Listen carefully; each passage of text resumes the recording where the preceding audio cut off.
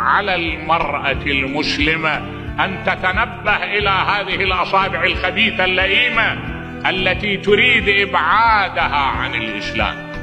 ترى الإسلام كلما أصر على أن لا تفسد فطرتها، يعني ألح عليها أنه المرأة مشتهات، لا تتحول إلى دمية، لا يحولوها إلى غريزة.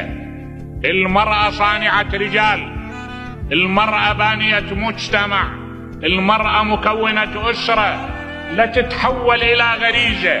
المرأة عقل كالرجل، فكر كالرجل، بطولة كالرجل، لا تتحول إلى دمية. هاي خلي تشوف الآن، تفتح عينها على الغرب، تشوف الغرب مكرمها للمرأة لو مهينها.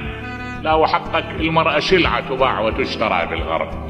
يعني هاي كل عظمة، كل ما أعطاها الغرب خلاها تكشف عن أعضائها، أي تكشف عن جسمها، تتعرى. هذا هو، هي هاي الحياة أكرم من هذا.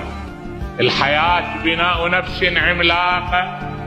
الحياة نعم جعل داخل الإنسان جنة من الجنان، اشتل منا الحقد والبغضاء وملأه بالرحمة. هذه الحياة اللي ينبغي أن تبنيها المرأة وتعتز بها.